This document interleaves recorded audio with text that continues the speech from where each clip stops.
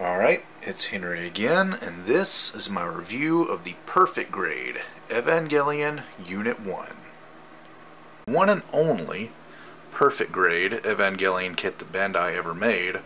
Also, the first Perfect Grade kit that Bandai ever made. It predates the Perfect Grade Gundam by about a year. As you can see, the back of the manual states a 1997 copyright date, whereas the Perfect Grade RX-78-2 Gundam was released in the tail end of 1998. So, this is the painted and completed model kit. Normally, in a review, I like to show off the kit unpainted, but I actually decided to make this review after I had already started the painting process. So, if you want to see some more in-depth footage of the kit before it's been painted and assembled, you can go back and view some of my work in progress videos of the kit. So, as far as things you're going to get in the box, you will get an EVA Unit 1, obviously. You'll get a very thick, sturdy construction manual. It's made with much heavier stock paper than even the Perfect Grade Gundam manuals. Lots of splash pages and full color photographs, and then you got your instructions, and even in the back there are some kind of almost sort of like a catalog showing the other Evangelion model kits that are available, as well as some production sketches and things, which is really cool. So you are going to get some stickers and water slide decals, as well as a generator unit. This originally, according to the instruction manual, is going to house two AA batteries that run through this cord to the power plug, which will plug into the back of the EVA and cause the shoulders to light up. You are going to get two swords that can be mounted onto the shoulder pylons. You'll get the standard EVA Pallet Rifle. You'll get two progressive knives, the sort of Bowie knife version and the what I call the angel killing box cutter version. You also get an alternate unarmored version of the head that was seen in a couple episodes of the show. You can see the EVA's actual eyeball on there. Whole thing is molded in gray plastic, so all this will have to be done with paint. Bandai is also very generous with the hands on this kit. They give us 8 different hands. We have 2 closed fists, 2 open hands, 2 weapon hands for holding the swords, a right trigger finger hand for the Pallet Rifle, and a right hand for the knives. So, as for articulation, starting off with the head. The head is on a ball joint that is underneath the rubber suit, and then there's a peg that comes out from the rubber suit and actually connects to the head. The mouth can open. Admittedly, originally it opens wider, but because of one of the modifications I did, adding an LED to the inside of the head, the mouth doesn't open quite as wide on this one, but on the original unmodified kit, the mouth will open a little bit wider. So, you've got some back and forth movement at the base of the neck. For the shoulders, there is a joint. There is a joint right here under this piece of purple armor that goes back and forth. Doesn't add a whole lot of movement, but it does add some. The shoulders are on an enormous ball joint that actually has an LED light inside it, so that's going to give you 360 rotation. You're only going to get about that far out in terms of the arms coming out. The shoulder pylons are on a peg so they can rotate back and forth. The elbows, as you can see, are actually pretty seamless. That's because all of the joints are up under the rubber suit, and they can bend a little more than 90 degrees. So not bad, not great. And then all of the hands are fixed pose, and they all came with the same ball joint. In terms of the torso, it's got 3 separate joints on the inner frame under the rubber suit. Here, here, actually no, here, here, and here. So that's going to give you some forward and some back and some side to side flexibility. The hips are on ball joints. They can come forward about that far, back about like so. They can come out. The knee joint is again up under the rubber suit. It can bend pretty much a full 180. The knee armor is also separate, so it can go back and forth like so. The ankle is on a very large ball joint. You'll get rocking back and forth movement, forward, back. The green armor here can go forward and back, and there's a joint in the midpoint of the foot that'll give you a little bit of back and forth as well. So as you can see just from those examples, it's not a big poser. Or you have to remember, this was made back in 1997. Model kits weren't super posable like they are nowadays, so that's kind of just the limitation of the time. Also, the decision to have all of the joints up under this black rubber suit didn't help the posability either. Now, in terms of things that aren't actual articulation, you do have an opening hatch back here for the entry plug. It's actually got 2 hatches. This part right here lifts up, as well as this gray piece, and then this part comes out like so, and down in there you can see the entry plug. Now the entry plug is spring loaded. There's a spring in there that's supposed to make it pop out. Doesn't work all that great, so I like to just take a pair of tweezers, pull that out, look at it, and then, you know, when you're done you can put it back in. You'll also get a chrome red part that you can add as the core part on the chest and swap it out for the black armored piece. So now on to weapons and accessories. I guess I'll start with the small ones and move up to the bigger ones. Like I said, we get 2 progressive knives, and both of them are just a single piece of gray plastic. All of the colors you see here will have to be painted. And we get a special hand specifically for these knives. Now the thing about the hands on this kit, while they do look really, really good, a few of them, the weapon hands anyway, are molded in 2 parts, and Bandai chose not to put any pegs connecting the 2 parts. Bandai, according to the manual, is relying on you to glue those together.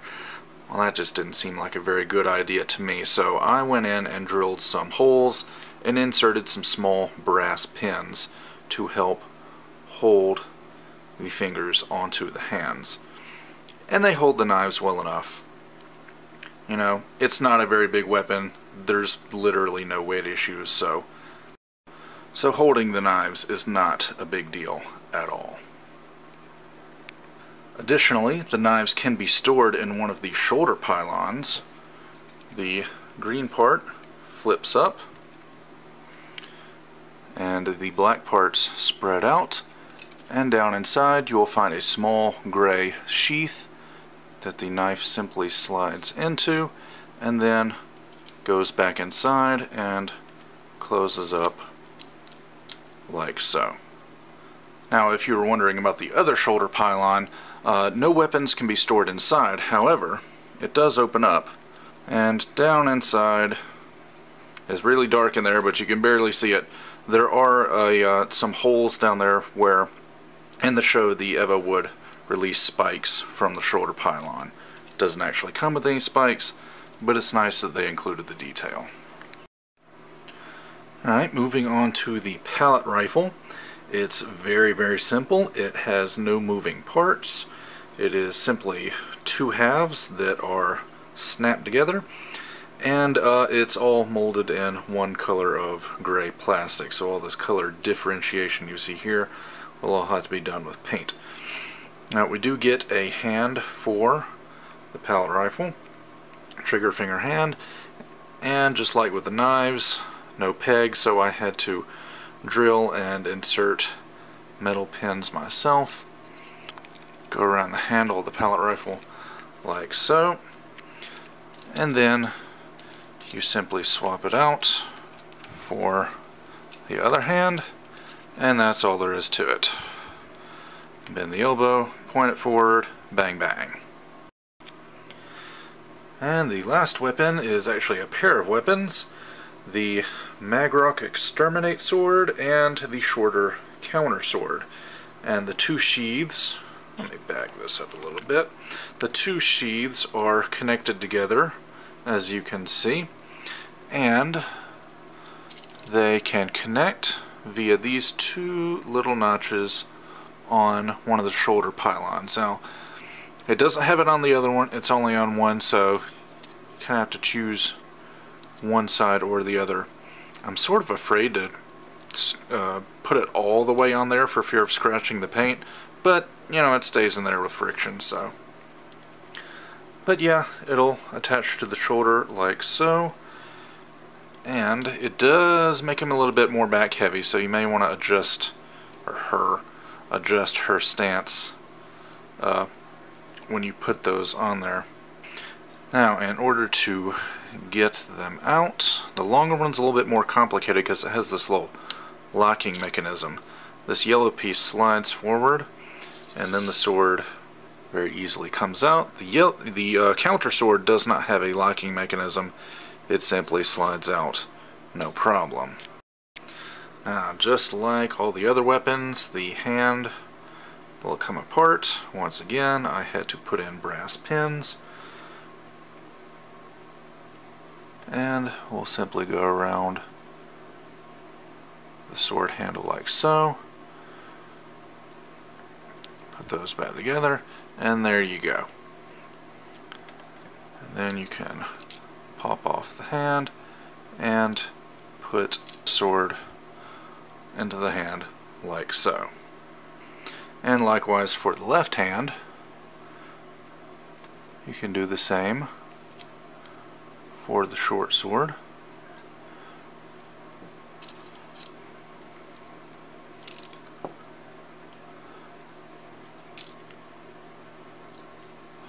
And there you go. I gotta admit, it is actually pretty cool to see the Eva posed with both swords like this.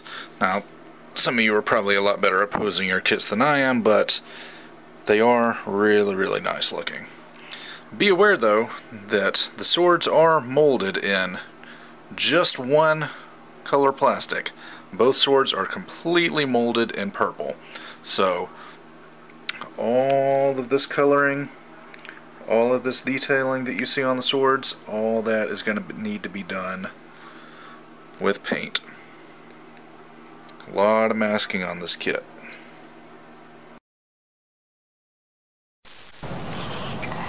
There was so much masking on this kit. So many things were not molded in the correct colors. At one point, I thought I would go insane from all the masking. Just masking day in, day out. Then when I thought I was finished, more masking, more masking. Now, one last feature to show off is the generator that comes with this kit. Now, right off the bat, I will tell you I did a modification to this. Originally, the inside of this generator is going to have this in it, and this is basically just a little battery case that's going to house two AA batteries, and here's the switch right here to turn it off and on. But I left that out and put in a small DC power supply, so I can just plug this into a outlet in the wall and not have to worry about batteries. So that's just a little modification I did, but other than that, this end is still the same. A wire, or actually a very thick cable rather, comes, it's about, I'd say a good 15 inches long. It's quite long. And then on the end of it, you've got the power cable, just like in the anime. It's got two metal prongs in there, and that is going to attach to this feature right along the backbone. It's going to plug in just like so. And then when you hit the switch, that will cause the LED lights in the shoulders to light up. Now, another modification I did.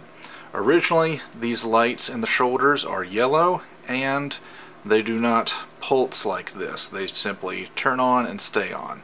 I swapped them out for some breathing green LEDs, just because it's a cooler effect. But originally, they'll be yellow, and they'll just be on all the time. Now, one cool thing about the manual is if you flip to the back, there's a page that will give you some tips on modifying the LEDs inside this kit. It's not going to give you full-blown instructions plus all the text is in Japanese, but they do give you some suggestions for putting an LED in the head for the eyes to light up and in the chest to make the core parts light up. And it shows you how you can sort of reroute those and do some different things to modify your perfect grade Evangelion if you wish to do so. It doesn't come with extra LEDs, it only comes with the two for the shoulders, so anything you do here is going to have to be done on your own. That's why it says expert class at the top. Now, originally the kit comes with a chrome plated red part for the core that you can swap out for the little black piece of armor on the chest. And what I did was I simply stripped off the chrome plating, and since Bandai tends to mold their chrome plated parts in sort of a milky translucent white colored plastic, I knew that light could go through that, so what I did is I painted that part clear red so that now with the modified LED in the chest, it'll be a glowing part instead of being chrome red. And when you turn the lights out, it actually looks pretty cool.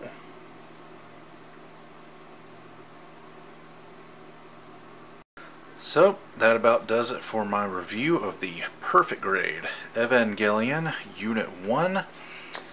And as far as my opinion goes on this kit, this is definitely not a kit for beginners.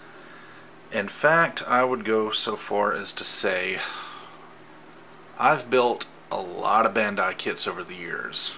Hundreds. I lost count a long time ago.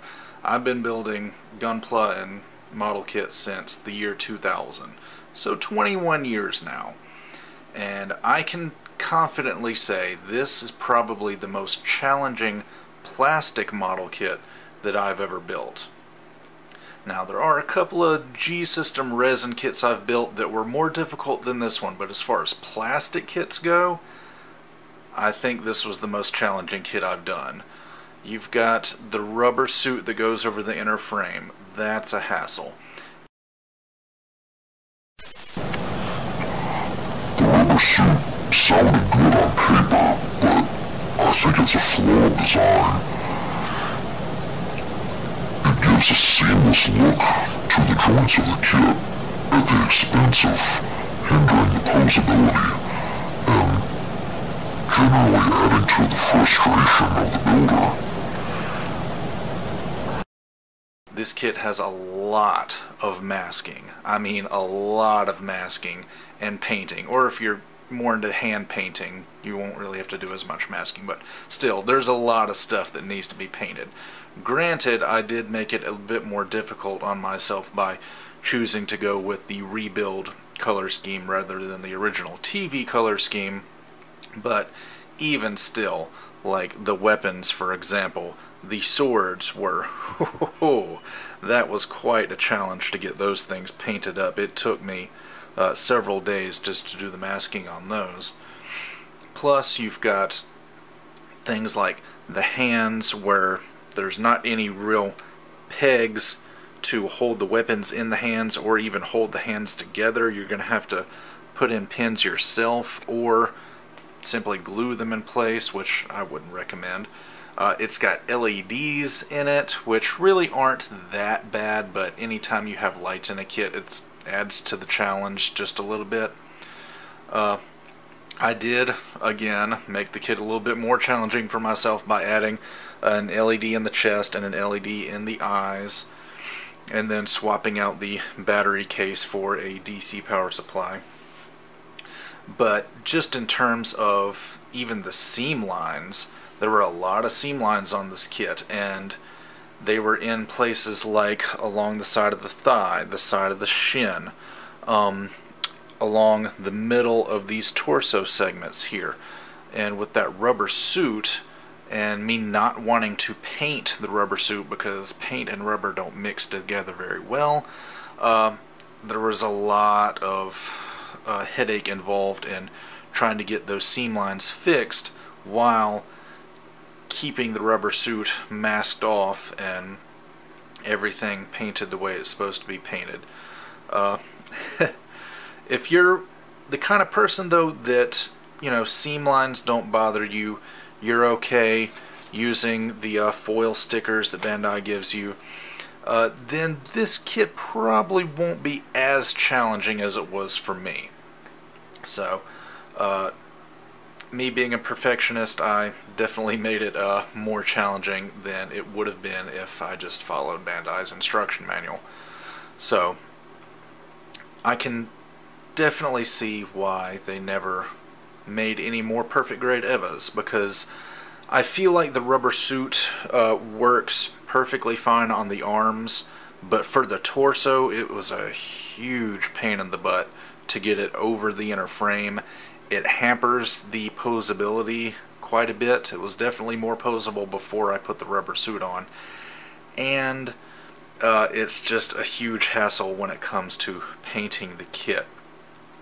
And honestly, I feel like on the torso and the legs, they could have just used black plastic for the inner frame, and it probably would have looked fine. The arms are a different case because they're so organic looking. A lot of the more modern Evangelion kits, like the Kotobukiya kits and the real grade, just have a straight up elbow joint. They didn't even try to hide it and make it look organic. But, you know, that's one thing that the older EVA kits have going for them. Yeah, they're not as posable, they don't have as much articulation, but at least they have that seamless, organic look to them. So, is this the best EVA kit on the market? No, not by a long shot. Is it the biggest EVA kit on the market? Yeah, I think. In terms of official kits, there's probably garage kits that are bigger than this, but in terms of plastic kits, yeah. I know Bandai makes a Dynaction action figure that's quite a bit bigger than this, but being a perfect grade, it is comparable to a 1/60th scale Gundam. In fact, if I were to use a piece of measuring tape, it's clocking in at almost 14 inches tall at the pylons. So, definitely a big boy. Or girl. Whatever. I think the weapons and accessories are good. They need a lot of paint to make them look accurate, but you get a lot of stuff. You get 2 swords, 2 knives, pallet rifle, alternate head, 8 different hands. You get the generator with the power cable, so you get a lot of stuff in this kit. Well, I have rambled on about this kit for long enough. If you are willing to take on the challenges of completing this kit, it will definitely be a commanding presence on your display shelf. It's not as posable, not as articulated, doesn't have as many features, not as detailed as the real grade Evangelion, but it is much, much bigger and it lights up. So, it's got that going for it. Well, if you enjoyed this review, remember to dislike, don't comment, and unsubscribe. And that little notification bell at the top, honestly, I don't even know what that thing does. So with that, I'll see you guys next time.